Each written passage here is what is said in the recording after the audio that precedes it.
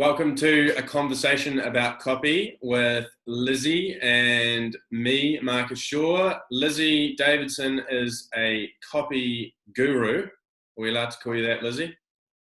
I think that's probably an exaggeration. I'm okay with words. And Lizzie and I came across one another on LinkedIn and connected up, had a great conversation about words and why they matter to marketing and business.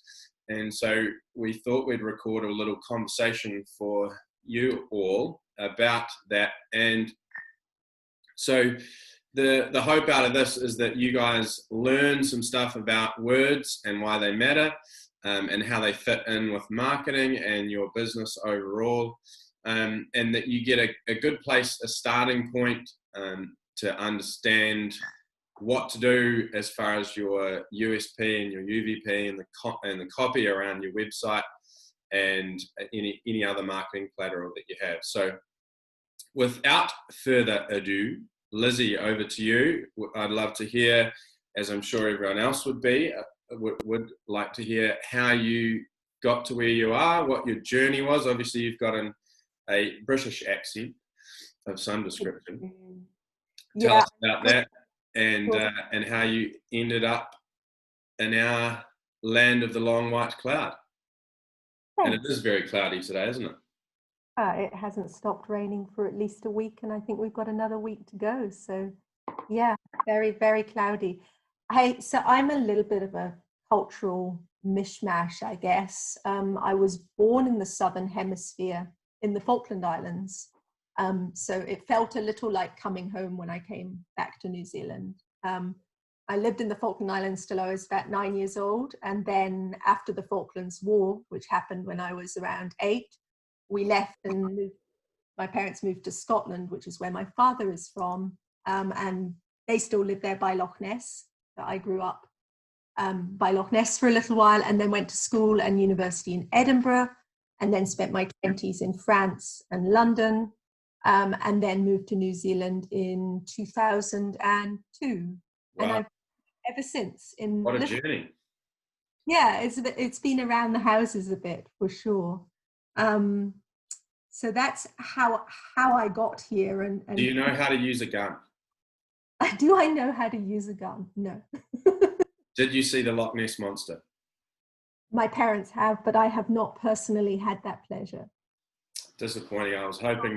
I'm sorry to disappoint. We're all wondering if it's true or not.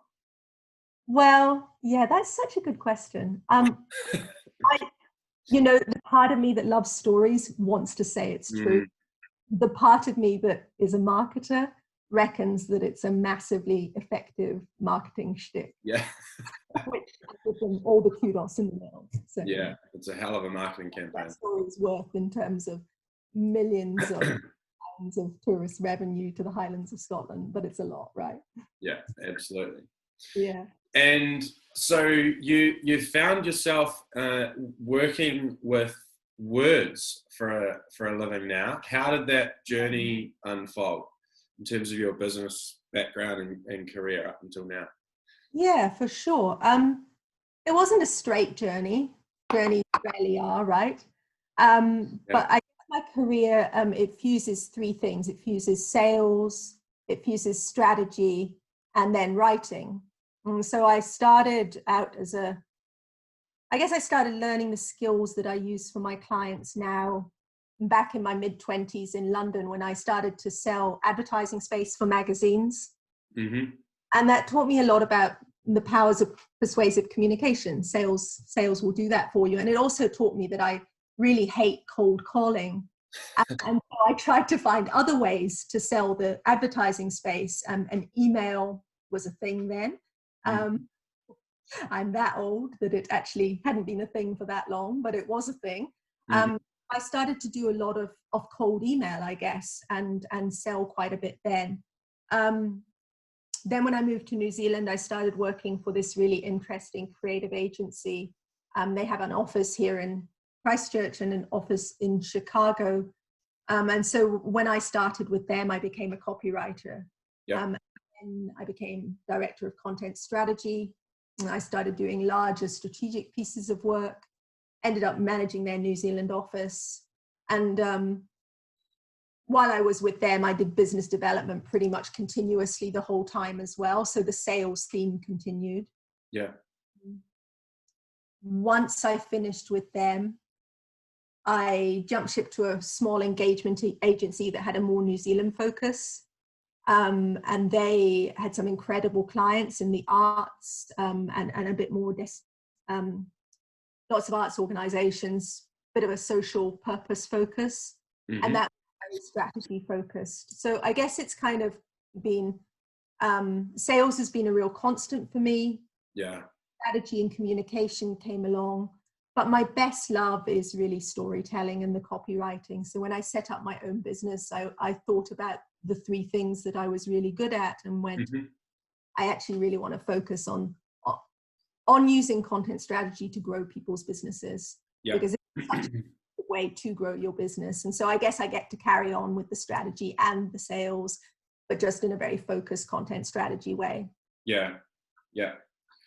So your involvement now is more on it goes beyond words and into, as you said, the strategy space and sales space. Understanding that and having that as a background obviously informs what the way that you utilize words and copy and content now, by the sounds of things. Yeah, I think when I sit down with businesses, I try and show them how content can help them have better conversations with their clients at all stages of their client's customer journey. And, you know, clients come to you because they got a problem, right? And they've probably got some questions as a result of that problem. And they might have some aspirations as well, some positive goals that they want to meet. So, you know, it's your job as a business to reflect that back to them. Yeah. And give them, you know, show them that you can help them with those problems, show them that you can answer those questions, show them that you can help them meet their goals. And you can use content to do that really effectively. It's an incredibly powerful long-term business development play. Yeah, I agree with you. And so, yeah, I was thinking about words earlier this week and just thinking it's interesting how in this video and image kind of centric world that we live in now, words have in some ways been left behind, but they're very much a part of the marketing landscape, and I believe will continue to be forever and a day because they say something that a picture can't, or they say something that even moving pictures can't. So what is it that you why is it that you think being able to master that craft is so important, and why is it important for business owners to actually have words around their products and services? Yeah, I mean, you're so right, Marcus, that words are still fundamental, even as video becomes more and more important. Because, I mean, essentially video is just a means for us to tell a story. You know, video is still just another medium for words, right? I guess the reason why words are so important is that they are the way that we seduce and convince people to take action. You might hook someone's attention with an image, you hook someone's attention with a video, but it's what you say that is going to compel them to actually do business with you. You know, you can't just be a pretty face. You can't just look flash. You've actually got to have something to say for yourself. And if you want to use words to grow your business, you've got to learn two crafts. You've got to learn how to write content and how to write copy, because they're actually two different things. People often confuse the two, and there is lots of overlap, so it's totally understandable. Content is kind of like your long game, and you use content to educate and to add value to your clients. And then once they're ready to buy, that's where copy comes in. That's that's what you use to make that sale. That's how Mm. you push them over the edge, convert them. Yeah. The two things work together: content to connect, and then copy to sell, to convert. So both are using words, but they're using them in a different way. Nice. That was so eloquently put, Lizzie. You answered the question in a way that was much more direct than the way I was thinking about it, which is really nice. But I love what you said about words being the power to seduce, if you will, which sounds like a bit of a black art, but it's a good point, right? Imagine if you just watched a video on silent, or I spent some time in the automotive industry, and we had some incredible marketing assets to work with from a global and national perspective, TV commercials and the like that have been shot at a really high level. But it's interesting if you just take the image or the video on their own, and that was all that was served up to the audience with no words alongside it. It's only half the game, right? Yeah, for sure. And so I really like that distinction. And I guess just one other thought that came up there was actually, of course, words are never going to go out of fashion, because that's our primary form. Well, it's one of the primary forms of communication for human beings, right? We say words to one another, we converse. So, as you say that out loud, I'm thinking it's kind of dumb that we've ignored words for this last wee bit, and video's been in fashion, as cool as it is, right?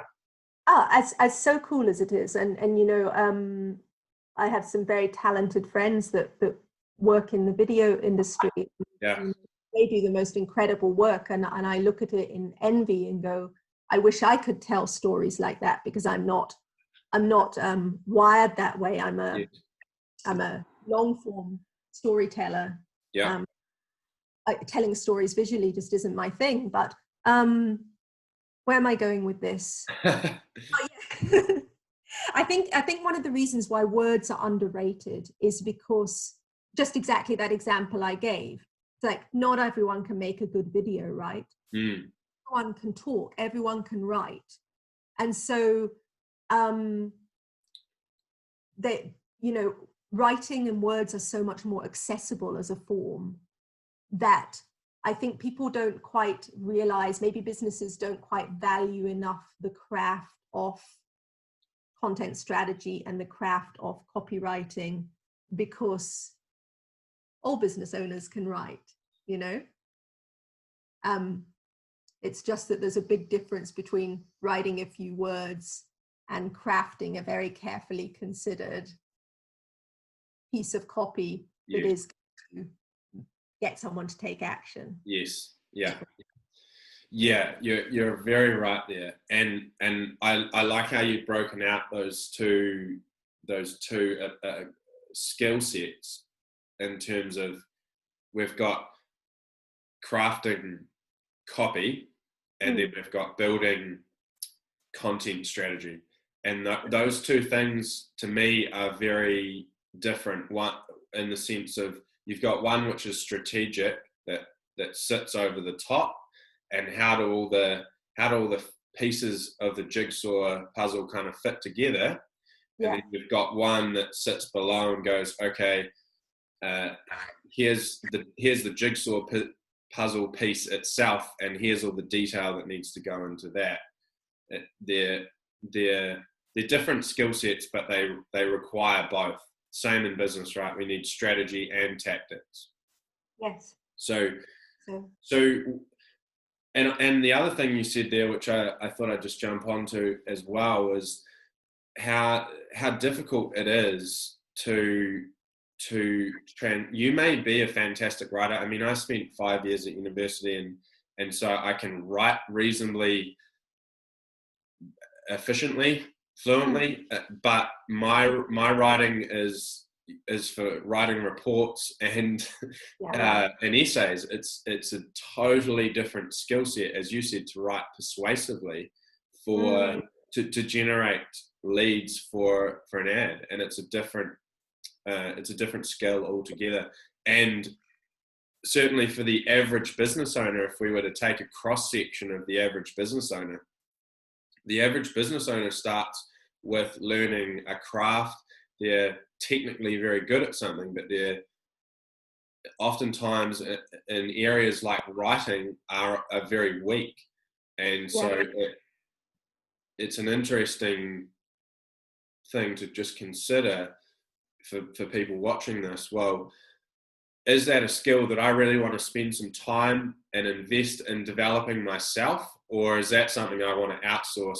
Because I'm guessing the Malcolm Gladwell principle of 10,000 hours is at play here as much as it ever is. Is that your experience? What's the difference? Let's use this as an example. What's the difference between somebody who can just kind of write a Facebook bio and somebody who's at a kind of elite level? Yeah, that's such a good question, Marcus. I mean, I guess first and foremost, like I wouldn't put myself at an elite level. It's like there's some copywriters in the States who are, you very kindly but erroneously called me a guru at the start. I feel like I'm still just scratching the surface of this, even though I've been doing it for over a decade. Sure. So there is a massive difference. But to put it in context, I actually genuinely do believe that everyone can learn to be a great writer, because the best communication is conversational in style. Yes. So if you write like you talk, you're going to be far more compelling and far more seductive than you are if you write in a formal or corporate or use lots of business jargon, idiom, which is, I think that's the main thing, that the main fault that people fall into is that they feel like they can't write using their own voice. And so I say to you, first of all, if you want to be a good writer, find your voice and write the way you talk. Sure. Secondly, most of what I do is actually not very creative. It's actually, I spend a lot of time interviewing people's customers and finding out how they talk about what a business does for them, how they talk about their problems, how they talk about the things they want to achieve, the questions that they have, and I'll record those interviews. And then the copy that I write is often verbatim chunks from those interviews, edited into something that makes an argument to serve the goals of my client. There's no personal creativity in that at all. What I'm being an editor essentially, and I'm looking for the golden thread and following the golden thread and using the voice of your customers. And so I think those are the two things that I would say to anyone who wants to be a better writer for your business: is write conversationally and use your customers' own words. And if you just do those two things, you will improve your content exponentially. Great advice there. And I remember one of my clients is a builder, and we were working on some copy for his website a few years back, and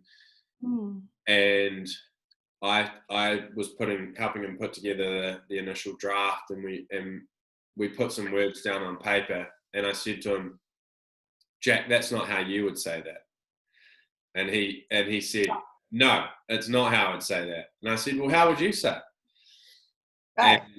And as soon as we kind of got to that, it was all of a sudden the copy just made so much sense. And as we were reading it, it was like, man, this is like I'm having a conversation with you, Jack. And that, as you said, I think is the core of it.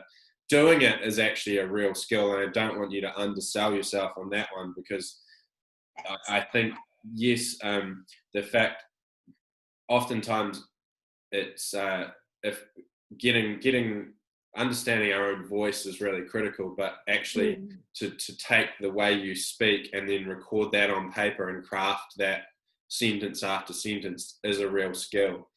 But I also love the second part that you drew out there around using customers' words, because oftentimes when we can all go on websites where we've read a quote that's been, or a testimonial that's been written by the owner in the words that they want to use, and it's like, oh, I know. just I know. please don't do that. Yeah. Scare us. but oftentimes they'll throw, going through that process is often really eye-opening for the business owner to understand, well, so oftentimes the things that their customers value are not actually the things that you think they're going to value. So true. it's a really interesting process there. So, I mean, we if we just zoom out here for a second, you and I connected over an article which you wrote about UVP and USP, or unique selling proposition and unique value proposition, as you so aptly put it, and a framework that a series of frameworks that you put together from different sources around that, which is a fantastic article, by the way, and I will link to that below the video for anyone that wants to read that. Highly recommend it. But what is it that you think why is it so difficult, do you think, for business owners to capture what they do in a sentence, in a succinct set of words? What do you think is it that makes that so challenging to do? Yeah, it's just really hard to articulate what you do concisely. Yes. I think it's also really hard to articulate what you do concisely from the most valuable thing that you do from your client's perspective. Because we so often look at what we do from our own perspective, and of course we do, how can we not? But it's so vital to be able to step outside yourself, put yourself in your customer's shoes and go, when I'm working with Marcus, what is the most valuable thing that Marcus does for me? Yeah. So I guess just a little bit about UVPs and you mentioned USPs as well. There's a little bit of a difference between them. I know, and I'm sorry, I just jumped right into marketing jargon there after saying. Jump into it. We love it. But I'm now going to explain it in plain English, guys. So, so your UVP stands for your unique value proposition. And essentially what that is it means it sums up why someone should choose you over all the other businesses out there doing the same thing. Yeah. Okay? It's all about what it is that makes you uniquely valuable. And your USPs are your unique selling points, and they are benefits that you deliver. That's it. Their results, their outcomes.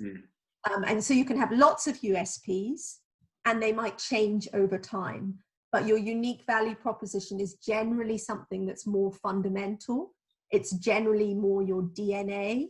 It's generally, it's that unique thing that makes you uniquely valuable. And they really, really matter because it's really important that you're able to express what you do and why it's valuable to your clients in a succinct way. When you bump into a prospect at a networking function and he says, Marcus, what do you do? And you go, well, I don't know. What do you say, Marcus? Putting you on the spot there. Yeah. That's a great question. And I kind of have a series of answers. It depends on the setting and how long I have to say. Yeah. So, I might, if I've got a longer amount of time, I might go into detail about nice why I do what I do and how I do. I really like Simon Sinek's framework.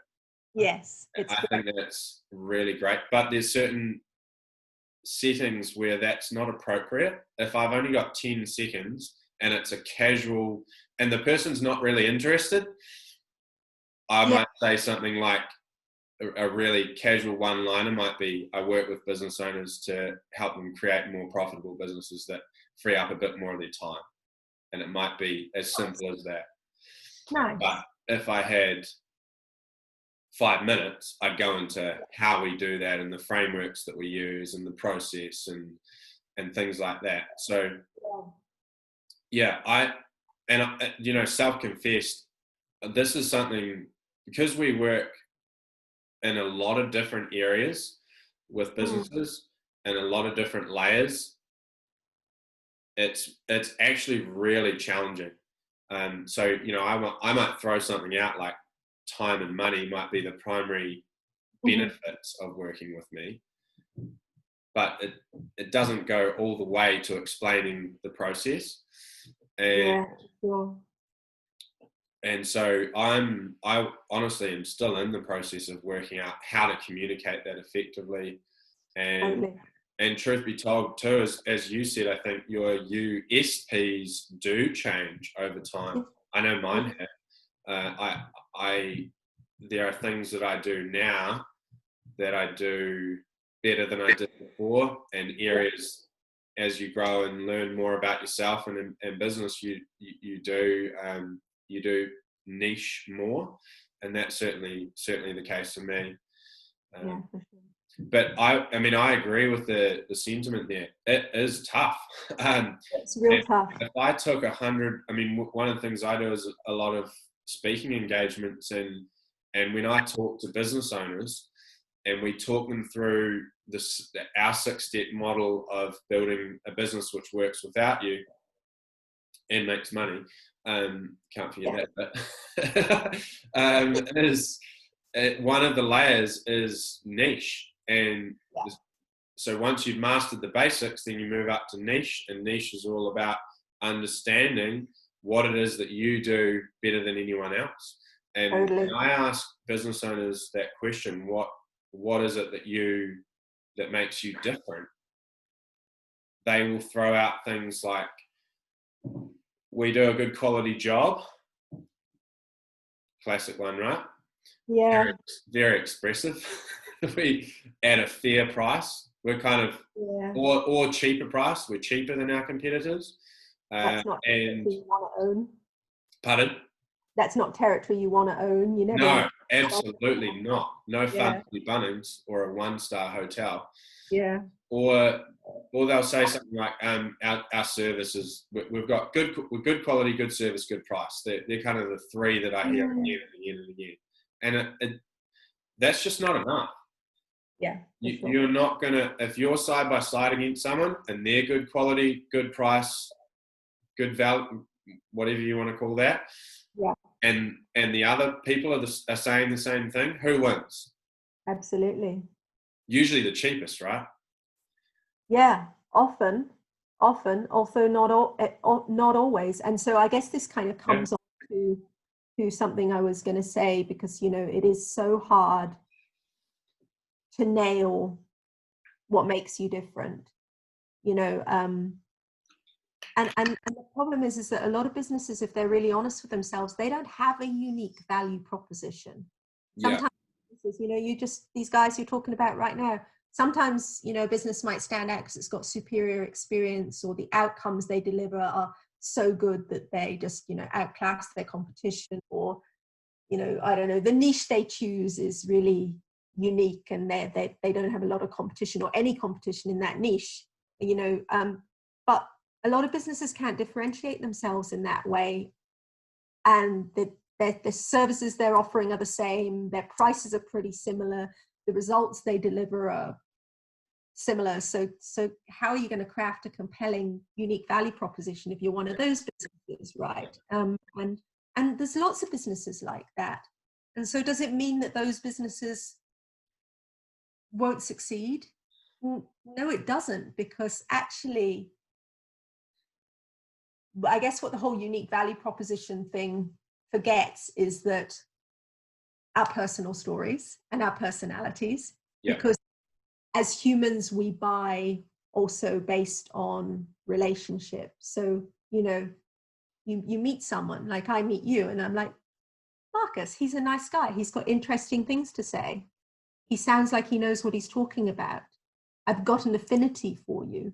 Mm-hmm. You know, I'm going to be more likely to work with you than another business coach who I haven't met. And Sure. I think that's what businesses also frequently, almost always underestimate, is the power of their personal story. Yes. In helping people to make that personal connection with you. And there's something else really wonderful about helping people to make a personal connection, because not only are you going to make it easier for people who you have affinity with to you know, decide they want to work with you, but you're also going to make it easier for people that you don't have affinity with to decide that they don't want to work with you. And that's really important too, because we don't want to work with everyone. Not everyone is right. And, you know, on my website, I don't filter myself at all. Yeah. I swear, I talk the way I talk. It's a pretty unfiltered representation of me as a human being. And some people love it, and some people really don't like it. Yes. They're not professional enough. Yeah. And that is fine. That is your opinion, and we should not work together. Yeah. That is why my website is that way. It's Yes. it's a filter so that I get pre-qualified inquiries from the sort of people that I want to work with. Yeah. I think that's another benefit of being really upfront about who you are and your story and your personality on your website, because it helps pre-qualify. Yeah. Very good. Yeah. I think that whole topic, you can go a million different ways with that. There's a strategic level with it. There's a marketing there's a marketing angle, and there's a it's a DNA question. I like the fact you brought it back to who are you as a person and as a business owner, because the way you are as a person, it will come out in more ways than you could possibly imagine throughout your business. And I agree with that, actually, as a starting point around find your voice and find out, really make an effort to articulate who it is that you are. Because I think, it's particularly in New Zealand, where there's so many small and medium-sized businesses, oftentimes you are dealing with the owner, you are dealing with, or you're certainly not far away from them, and their own personality is threaded all the way through the business. And the more we can capture that, and in the form of words, the better off you are. And you know, you and I again were talking about this, and how I think it is a really critical, as difficult as it is to go through the process of what is it that makes us unique and different from our competitors, and what is it that's in our DNA as a business owner and as a business itself. When you are able to nail that, it really, there's not really an area, if you can communicate that succinctly, there's not really an area that doesn't touch. I mean, talk us through some of the how having that makes the rest of your marketing easier. I guess it's more a question of how doesn't it? Yeah. You know, it's Yeah. just you know, marketing is hard for people, and content production is hard for people because they make it overly complex. Interesting. It really isn't that complicated. You know, the art of marketing and of content production, as far as I'm concerned, is that you give to create affinity. You earn the right to sell. And the more that you give, the more you will get back in return. Yeah. And that's really simple. You have to be giving the right things. So it means that you have to talk to your clients and know what it is that they want, so you can give them the right things. But that's not that hard either. And then if you just talk from your heart, as you were talking to a friend, marketing conversations should feel like this. They should feel like a one-on-one conversation with someone that you know. You're not talking to an undifferentiated mass of human beings. You should know your customer well enough that you actually feel like you know who you're talking to. Yeah. Yeah. Really good point, that. And and as important as it is to understand who you are and what's in your DNA as far as your own company goes, absolutely critical to understand the customer's needs and the customer's journey and the customer's questions, the customer's problem, and, as you said, the vision of what it is that they're hoping for by using your product or service. And I think it's that marriage between the two, isn't it? If we understand ourselves and we understand our customer, then that making those connections is so much easier. But when we don't understand ourselves and we can't put it into words, and we haven't thought about who the customer is and we haven't put that into words, it's just like, I don't know what the hell we're doing. It's just come in, and we don't do marketing because it's too hard. We just Marketing's just talking to your customers. That's all it is. And you can't sell without talking. It's like, sometimes I go into places and they go, "Oh, we don't do marketing. We don't see the point." I'm like, "Do you talk to your customers?" "Yes, we do." "Well, you do marketing then. So let's have a talk about how we can do that better, shall we?" Yeah.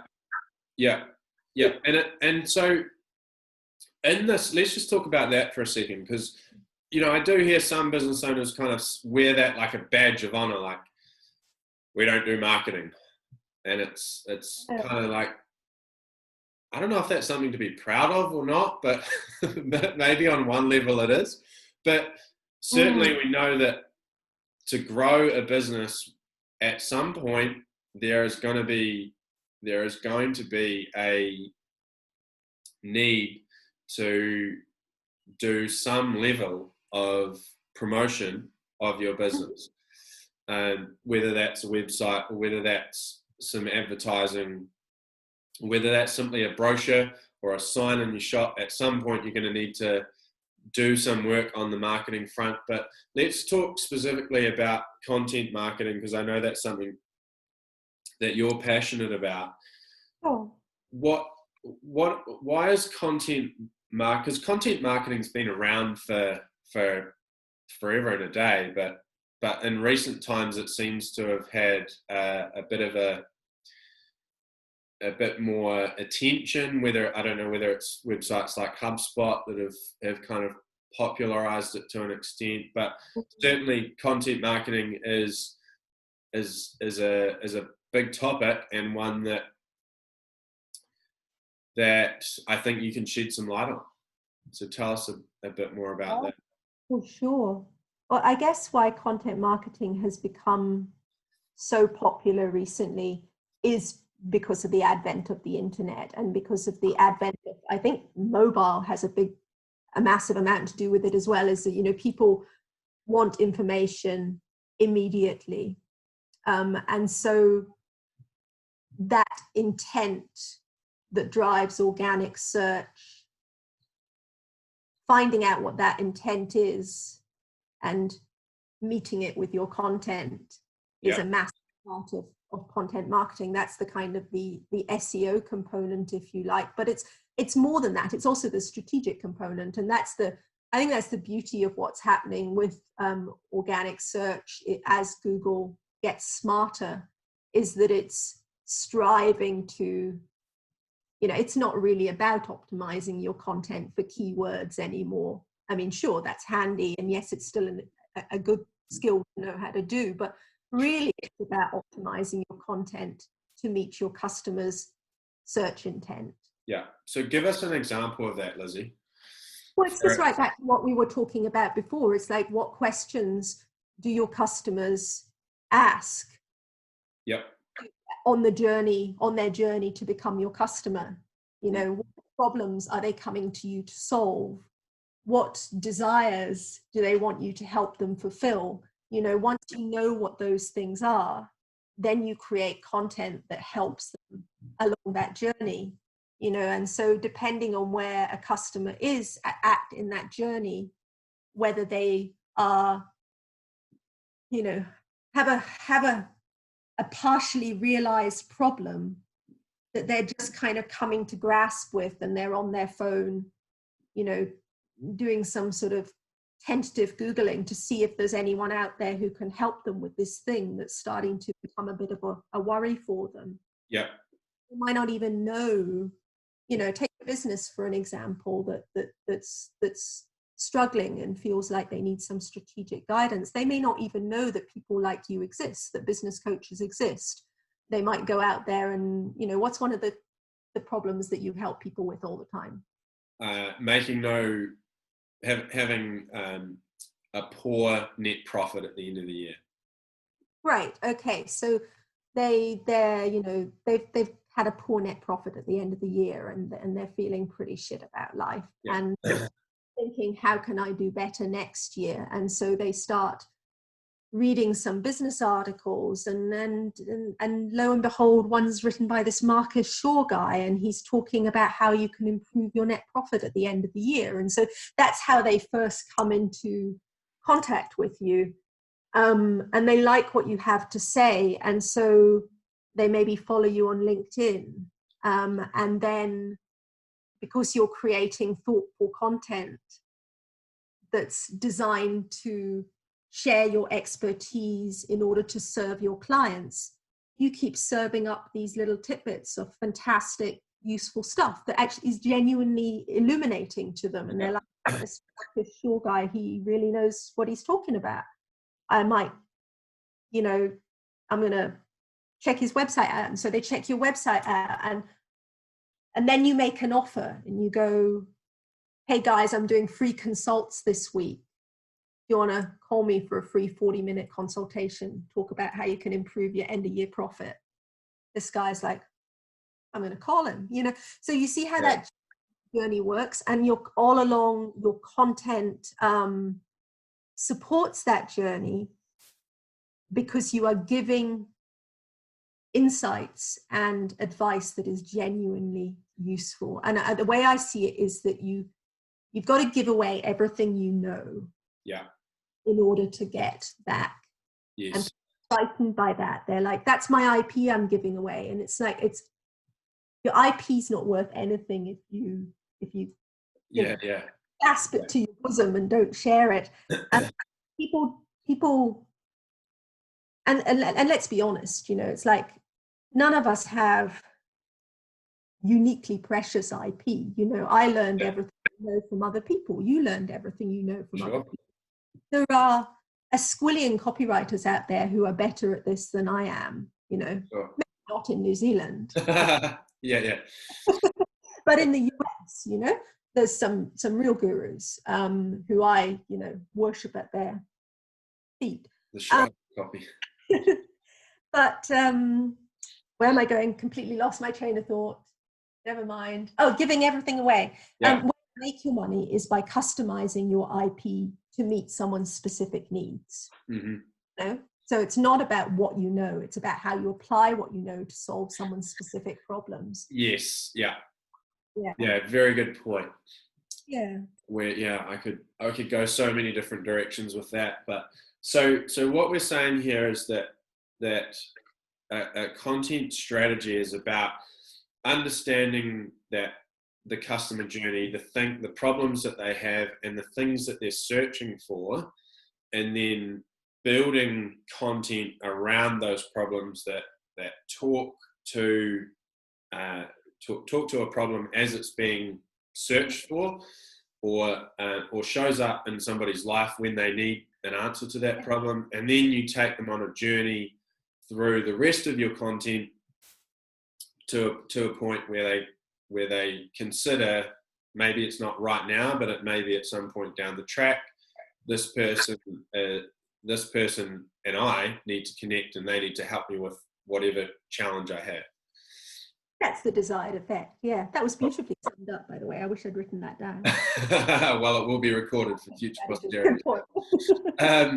So what, I mean, the challenging thing that I think for people to get their heads around here is that marketing is, I think of marketing as a robust marketing strategy as being a little like a sound. A beautiful sound has different waves in it, right? Different frequencies. So if you listen to an orchestra, you've got some bass tones, and then you've got some flutes up the top, and then and some cymbals up the top, and then in the middle of it, you've got things like trumpets and violins and cellos, and you blend them all together, and you get this beautiful sound, right?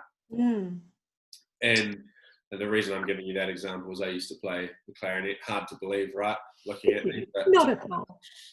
Can you still play it? So the orchestra analogy, it works for me. But I think the thing with marketing is that if we think of use that in terms of thinking of our marketing, we really want strategies that blend in like the short term, the medium, and the long term. And for me, content is very much a long-term game. Yes, it but with the benefit that the moment you have that asset, so for example, if you have a document on, let's say I'm thinking of a mechanic. A mechanic has a customer who has a particular problem, and this is all the symptoms of the particular problem. You create that document once and you have it forever. You can repackage it, repurpose it. You can use it for training your team. You can put it in the office of your waiting room. You can put it in on the internet. You can use it as a Facebook ad, etc., etc. There's all these different ways that you can reuse the content.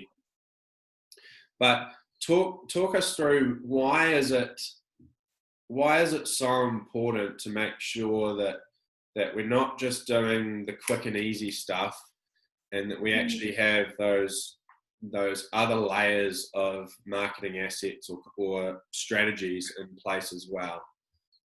Yeah. Most of the content strategies that I build for my clients, and the one that I use myself, is driven by my blog.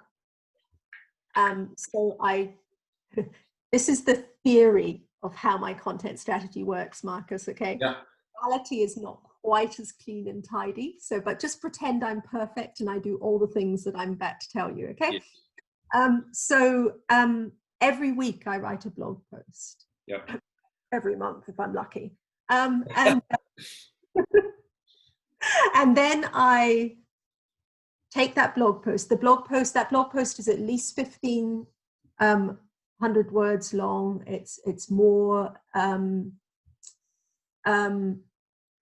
often 2,000 to 5,000 words long. So we're talking a substantial piece of content here. It's well researched. It often includes interviews. So they take a while to put together, which is why I don't end up doing one every week. But ideally, in an ideal world, I will. Then I chop that up into a bunch of social media posts. And I also do a concise version for my e-newsletter. And so that blog post drives my content marketing for the week. And theoretically, I just repeat that ad infinitum. What I also get is then I get assets that I can package together into training. So I use, some of these blog posts in training modules. I use them I republish them. So like you say, that repurposing is a really key part of it. But the really valuable thing is not only the fact that you're driving engagement every single week with this really high value content, it's that over time you are developing a business development engine with repository of very valuable resource that you're building for your clients on your website. And so not only does that utterly delight clients who come to your website with the problem that you solve and they find there's all this stuff, it also delights Google. Yeah. What you find is that content marketing will tick along, and it really is a long play. So you've got to get in there and hold your nerve. For the first year, you might really see very little return from it. But then at some point, you start to see more, and then at a certain point, it goes exponential, because what you've built is you've built this powerful magnet that is now starting to operate by itself without any input from you. And so that's why people do content marketing, is it's a long game to build that powerful business magnet. But once you have it, you'll get inquiries from a blog post you might have written 3 years ago, because it's bringing you leads every day while you're sleeping. So what I say to people when I work with them is, be consistent, but have low expectations in the initial phases. If you are doing what I am doing, which is then repurposing it over multiple channels, you might start to see results, if you're lucky, after about 3 months. That's really optimal. I'm starting to see results about 3 months into my business, and I'm getting revenue generating from my LinkedIn activity, which is great. It's sooner than I anticipated, but I'm not anticipating that will become regular until I'm probably about 5 months in, and it's going to be low level. It's probably going to take me at least a year of being really consistent to start up some serious momentum. And the real payoff is another year, maybe 3 down the line for me, But if you have that perspective and you have that long vision, the other beauty of building an organic content strategy is that, if you're doing paid advertising, as soon as you turn it off, it's done. No money, no leads. Yes. Organic content doesn't work like that. No. Yeah. No. And I was having that conversation with somebody this last week, actually, around paid advertising and how the algorithms are changing, and how at the mercy of those particular websites you are if the algorithm changes, and you're reliant on that as a source of lead generation. Not to say that you shouldn't, that's a reason to avoid it, but it's just every strategy there's a risk.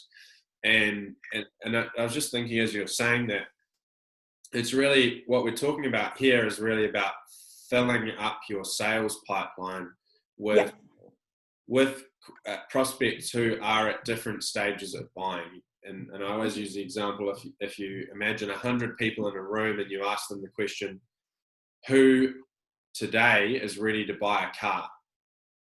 You might get 2 of them out of the 100 say, yep, I'm ready to buy a car today, this week. If we ask that same question to another group of people in a year's time, it'll be the same number. It'll still be about 2. There'll be a different 2. And so there's this bell curve, if you will, in terms of people that are ready to buy and are not ready to buy. But if you're still touching those people that aren't ready to buy right away with marketing that is just seeding your content, to use the Gary Vaynerchuk example of jab, jab, hook, right? It's just tap, pitter, patter, pitter, patter, pitter, patter before then you hit them with the right, now's the time to buy. So I think I like what you said there about you know, being prepared for this to actually be a long-term strategy, because I think it's really easy to get carried away with the looking for the silver bullet, and it may exist for a short window of time, like for something like paid advertising, for example. It's great in the short term, but then you become reliant on that. Whereas if you're actually putting the work in and building those assets up, and using paid advertising, to me it's a much more robust strategy. Totally. And you can use paid advertising to promote your best content. Yeah. That's the combination. You know, I personally don't have the budget to do that right now because I'm a startup. Yeah. You know, in a year's time, that's exactly what I'll be doing. Yeah. Best content using paid. Yeah. Nice. Very good. And so if I mean, we've talked about kind of going all over the copy and content universe here, but if we were to bring it back down to some core bits of advice, like maybe your top one or two things that you if somebody's going, I like what they're talking about, I like this idea of being able to put some words around what it is that we do and how we do it and how we're different, and I like the idea of building up or starting work on a strategy to answer some of those questions that my potential customers and clients have. Where should they start? Like, what are the one or two things that you'd say, just if you're getting started on this journey, just go here? So I start with your customers. You know, go and ask a bunch of customers what the most valuable thing you do for them is, and start with that. And, you know, ask them, when you came to me, what was the problem you needed to solve? What did you want to achieve? How did I help you do that? What's been the most valuable thing I've done? You know, right. So start with that. Start with understanding your customers before you do anything else. And then once you understand what your customer's biggest problem is and how your business helps solve it and the biggest value that you deliver, then you're ready to start creating content. So I would say that, you know, don't be afraid of it. You know, once you know your customers and you know what they need, and you've got skills to give them what they need, that's why your business exists. Just give them what they need. It's really that simple. You know, don't feel you have to sound like anyone other than yourself. Just talk like yourself. And, you know, copy isn't creative. It's not a creative act. You don't have to be an artist. You don't have to be a highly trained creative professional. Yeah. It's a craft. It's a discipline, which means that anyone can do it if you get there. It's more like, I guess the way I see copy, good copy is it's more like a collage than fine art, because you're taking your customers' words, putting them back together and serving them back to them, you know? Yeah, I like that example. Yeah. Whereas with content, it's just about serve and serve and give and give and give and serve some more and keep talking to your customers and find out what they need and then give it to them. And that's it. Just keep doing that. Yeah. It really is that simple. And if you do that, you will be head and shoulders above most of your competitors, because most of your competitors will never get to the point where they actually step out of their own shoes and go talk to their customers. Yeah. So few businesses do that. Yeah. You know, and it's such an easy thing to do, and it's such a rewarding thing to do. Yes. So, you know? Yep. But it is confronting because you are putting yourself out there. So put yourself out there. And I guess it all just starts with putting yourself out there. Yeah, nice. Nicely summed up. So really the key things there are go talk to your customers. That one. Got to do that. And get a better understanding of what it is that you've done for them, how you've helped them, and the value of that to them. And then the second thing was really don't be afraid, get after it and take it on. As I like what you said, it's not necessarily creative, it's a craft, it's something that you can learn, and just don't, and I like the last point too about your competitors probably aren't doing it, so you've got an opportunity here to jump in and do something.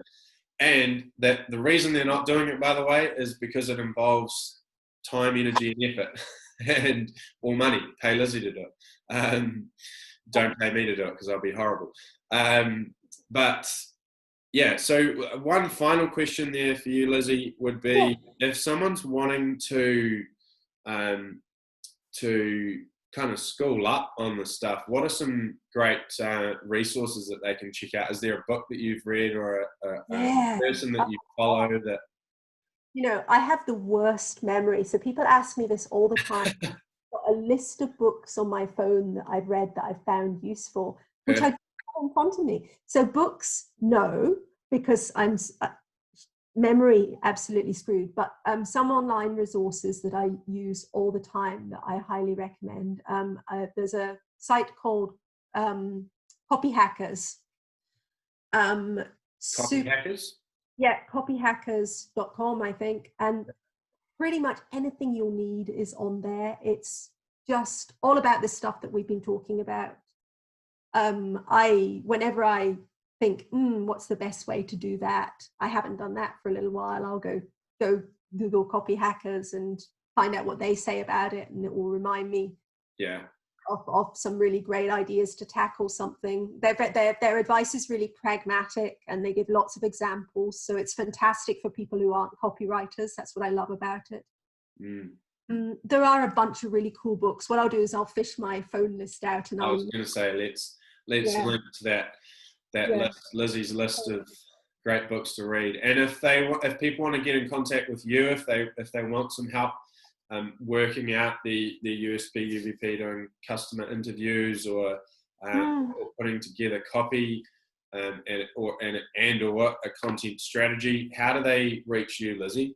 Where's the best place to talk to you? I specialize in working with consultants and freelancers and creative service providers. So those are my three groups of people. Well, kind of consultants, freelancers, it's overlaps a lot, but larger consultancies as well. Yes. I have a website, lizziedavidson.com or lizziedavidson.co.nz. They both come to me. Just give me a call. I may be able to help you. If I'm not the right person for the job, I might be able to point you in the direction of someone who can. Very good. All right, Lizzie, great to chat, and trust that's been helpful for everyone watching. I think you served up more than a few helpful tidbits of information there, and we'll see you on the next one. So nice to talk to you.